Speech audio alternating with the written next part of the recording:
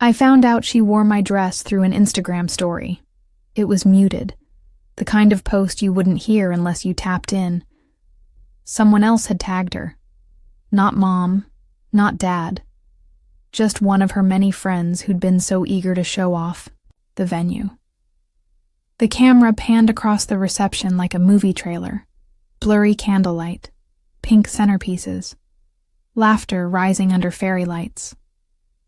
And then it paused, just long enough, on the bride spinning slowly in satin and lace. My dress, or I guess now, hers. It wasn't supposed to be like this.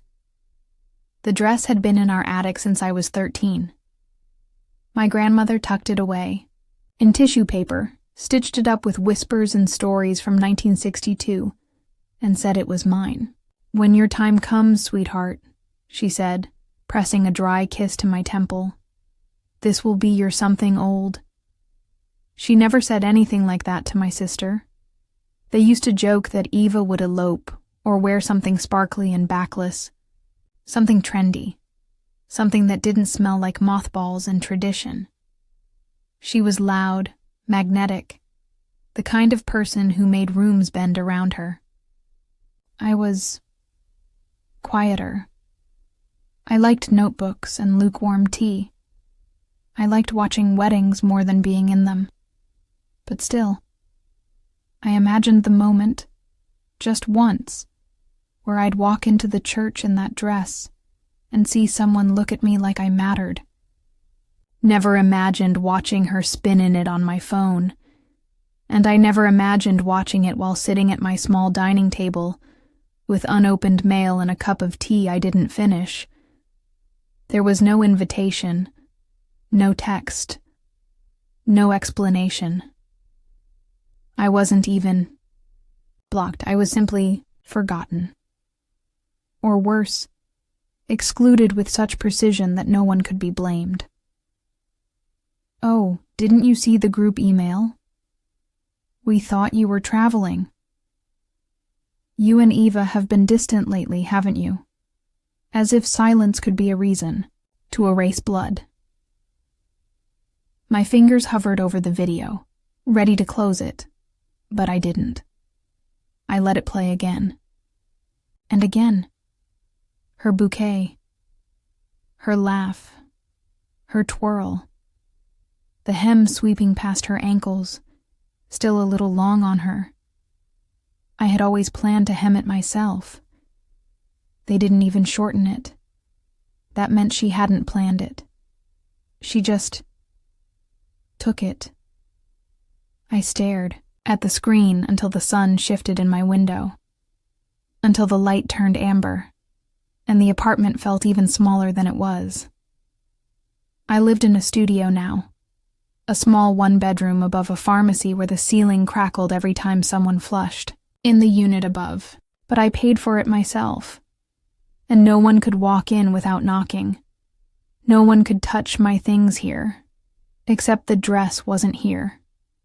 It never made it out of the attic. When I moved out 3 years ago, Mom said she'd keep it safe. I believed her. Even when she asked, gently, if she could show it to Eva, just for fun. "She just wants to see it on, honey. That doesn't mean anything." I told her yes. And that was the last time I saw it. Funny how we let things go without realizing. It's the last time. We let people try them on, literally or metaphorically, and assume they'll give them back. But they don't, and they won't. Especially when the whole family smiles and nods like it's nothing. Especially when they've been waiting for an excuse to give someone else your place all along. It wasn't just the dress. I think I need to say that out loud, if only to myself. Because if I let people believe this is about some piece of satin, they'll miss the truth. This was just the last thing. The final folded moment in a long line of small cuts. It started, I think, with the crayons. I was 8, Eva was 6, and we both entered a drawing contest at school. I drew a tree with birds, shadows, a little boy underneath it reading. She scribbled a pink house with blue clouds and glitter glue. I won. The school gave me a certificate, but my parents framed hers. She's just a little more creative, Mom had said. Look how bold it is. You always play it safe, sweetie. It didn't matter that the judges picked mine. What mattered was that our hallway wall said otherwise.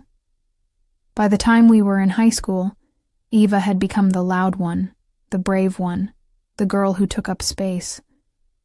And me? I became the one they counted on. I helped her write her college essay.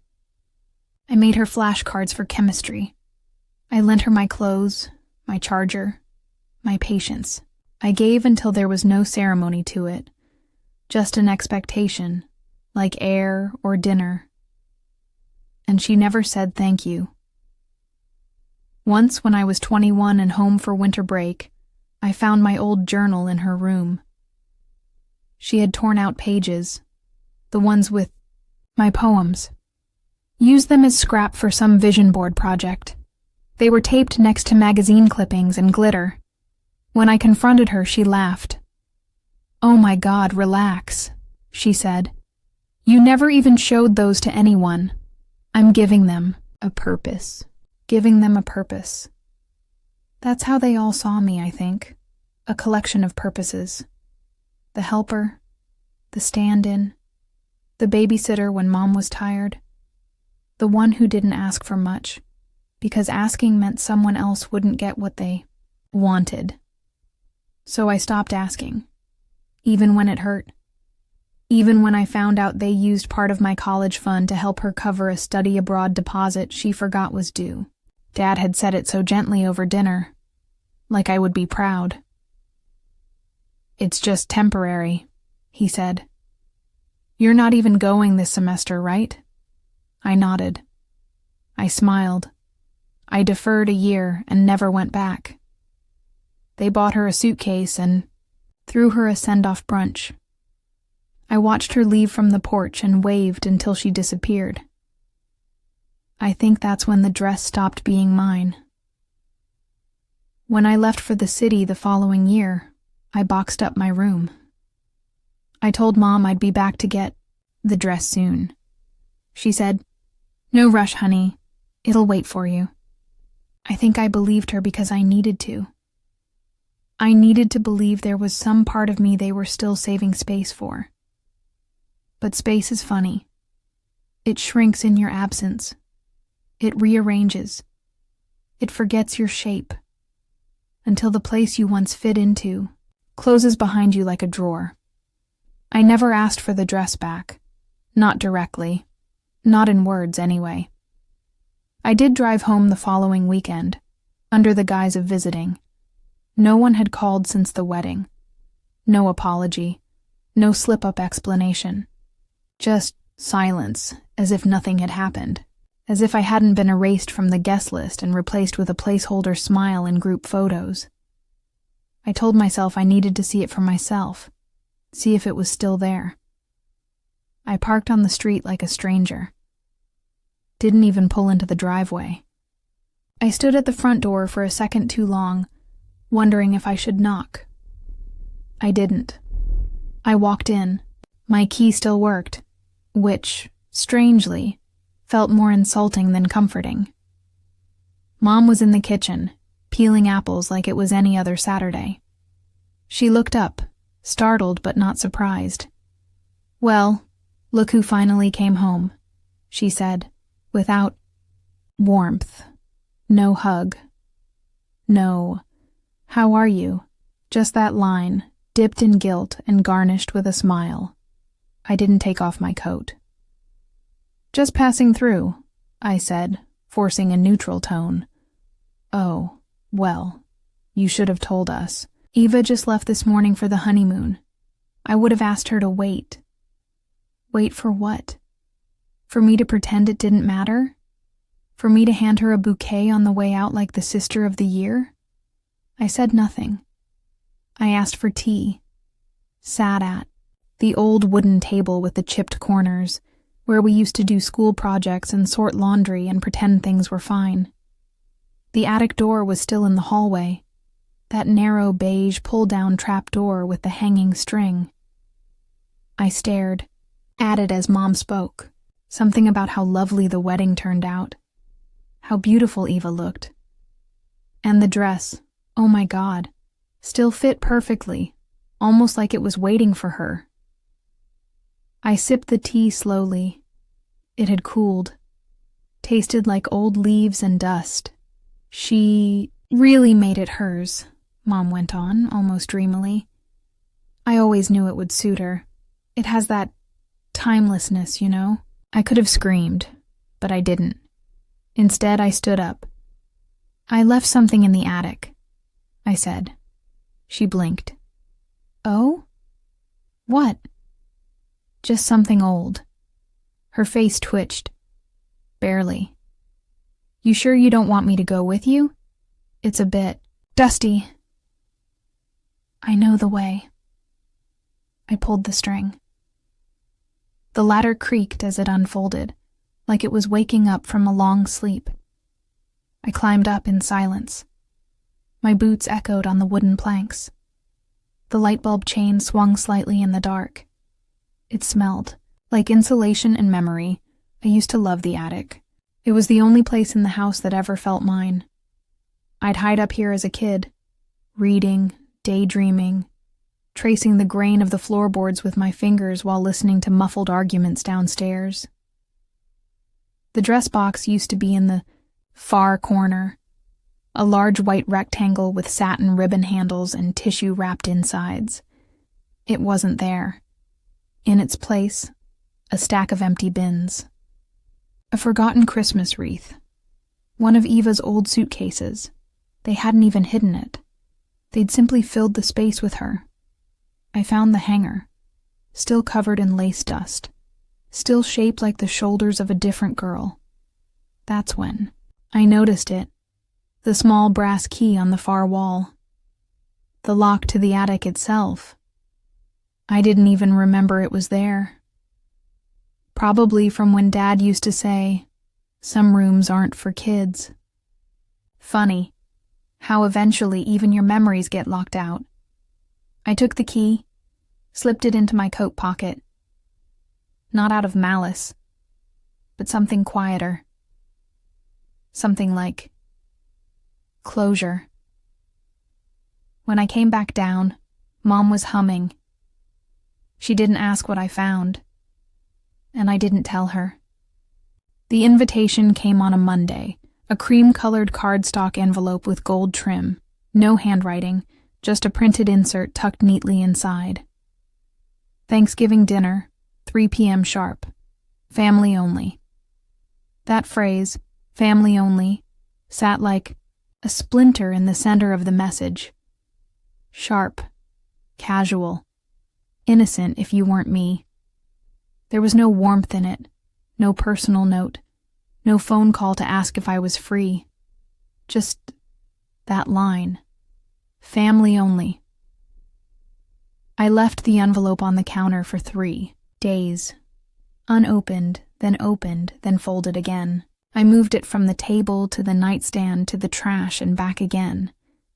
I wasn't even sure why they sent it. Maybe it was guilt. Maybe a formality. Maybe they hoped I'd show up and pretend the wedding never happened. That the dress never brushed against her skin. That I hadn't been cropped out of group photos and group chats and group everything. Or maybe they didn't care either way. I almost replied. Almost typed a message to Mom that said, "I can't make it." But even that felt like too much, too explanatory, too polite. So I didn't reply, and I didn't go. I made soup instead. Butternut squash and rosemary. I played soft jazz from my phone. Lit the candle my coworker gave me last Christmas, the one that smells like firewood and rain. I ate on the couch, alone, in socks and silence. And you know what? It was warm. It was soft. It was mine. At 4:12 p.m., my phone buzzed. A picture from Eva, a group photo around the table, her husband's arm draped around her shoulder. Mom in a rust-colored sweater. Dad holding a carving knife. The new centerpiece. Matching napkins. And in the far right corner, her wrist peeking out from lace. The lace from the dress. I hadn't realized she altered the sleeves. I turned my phone over, didn't open the message, didn't like it, didn't reply. Instead, I pulled out a small box from beneath my bed. The one thing I'd taken from the attic besides the key. An old stack of photos and newspaper clippings from my grandmother. I thumbed through them slowly. Black and white, snapshots of a life before all this. There she was, in 1962, stepping out of the church in that dress. But on her, it looked like something else. Like a woman walking into her own future. That was the difference. Eva wore it like a costume. A performance. My grandmother wore it like it meant something. I closed the box and placed it on my bookshelf. Then, without thinking, I pulled out my phone. I deleted the message, and then I deleted her contact. It took me longer than I'd like to admit to realize I'd been waiting for an apology, not even a grand one. Just a text, a message, a phone call from someone who noticed my absence and said, "You were missed." But none came. Thanksgiving passed, then Christmas, then Eva's honeymoon photos posted like a magazine spread, white sand beaches, champagne glasses, matching monogrammed towels. The dress didn't appear in those photos, just her and her new last name. I muted her. Then I muted Mom, then Dad. It wasn't punishment. It wasn't bitterness. It was just silence. The kind that made room for my own voice to echo again. I spent New Year's alone, not in sadness.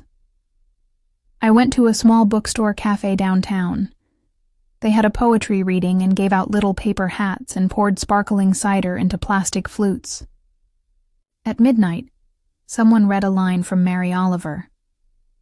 "What is it you plan to do with your one wild and precious life?" And I remember thinking, not this. Not waiting at the edge of someone else's story, hoping to be called in. 2 weeks later, a brown envelope showed up in my mailbox.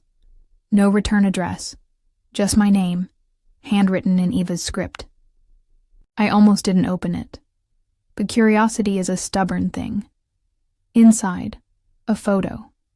It was us, little, maybe 8 and 10, sitting on the front porch. I was reading and she was leaning on me, laughing. On the back, just one line. "I hope you remember. Us softer than we ended." That was it. No apology. No mention of the dress. Just that. I sat with it for hours. Turned it over again and again like it might open further. Like the ink might stretch and offer me more. But it stayed still. Final. I didn't cry.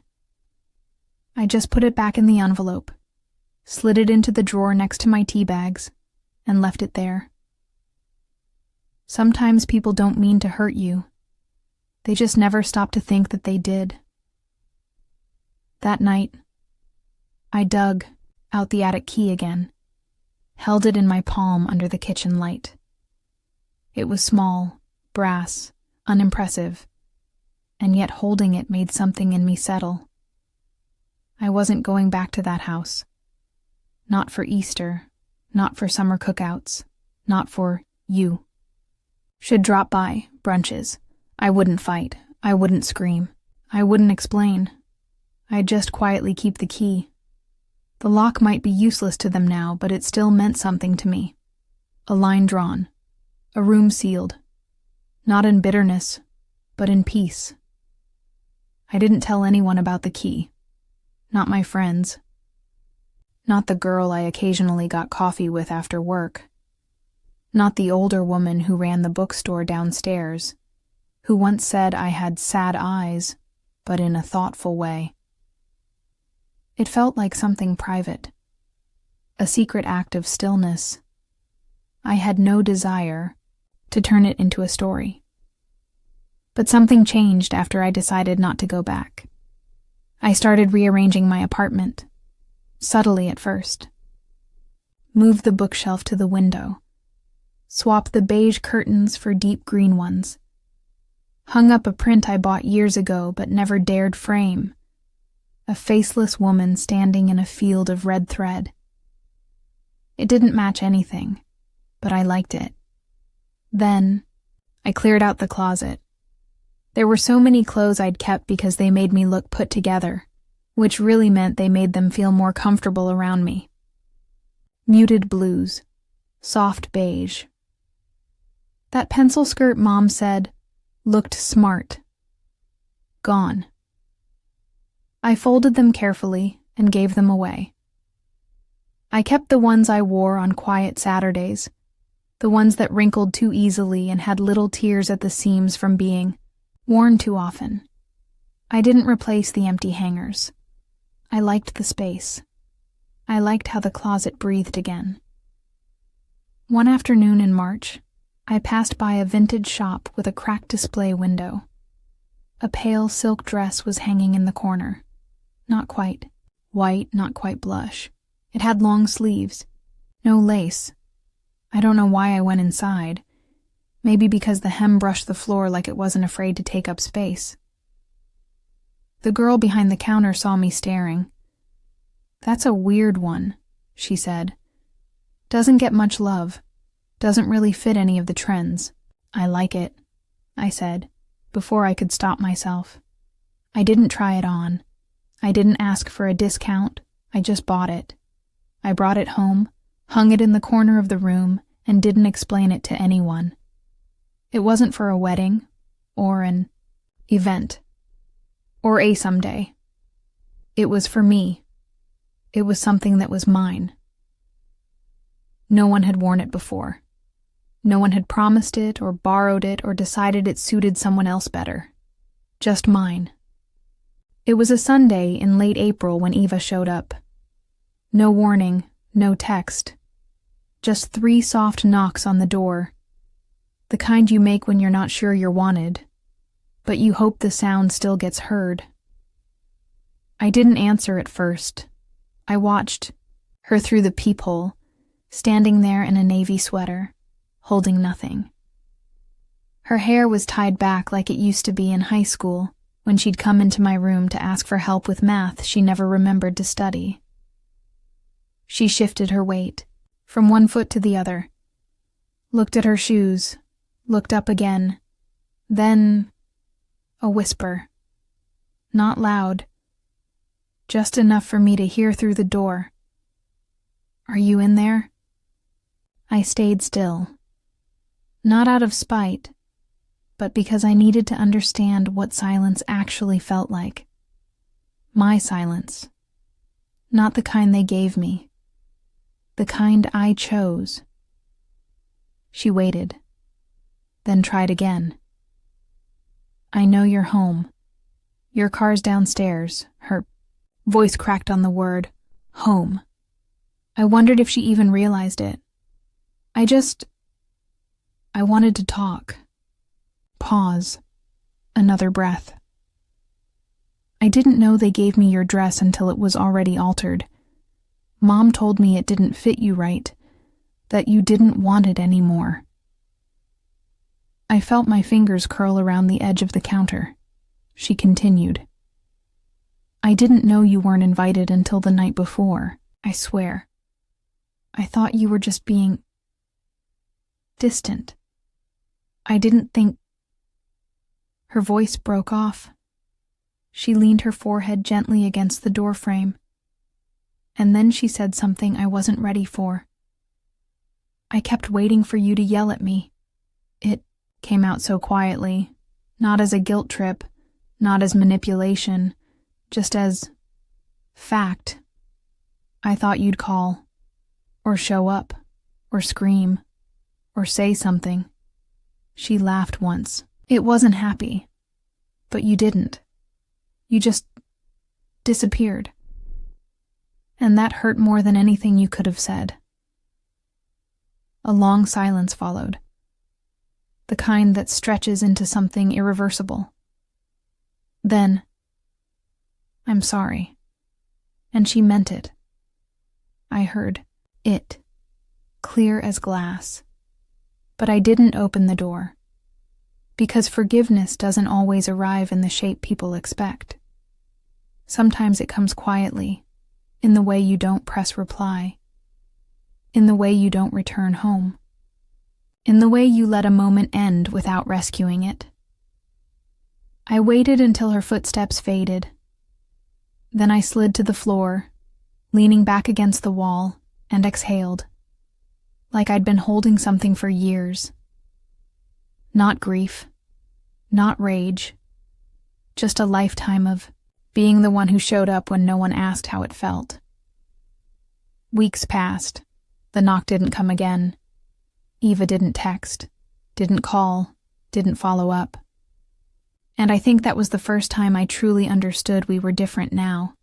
Not out of cruelty, not even resentment, just different pages in the same book no one was reading anymore. And that was okay. I still kept the envelope she sent, the photo of us on the porch. But I never replied. I never wrote her back, never framed it.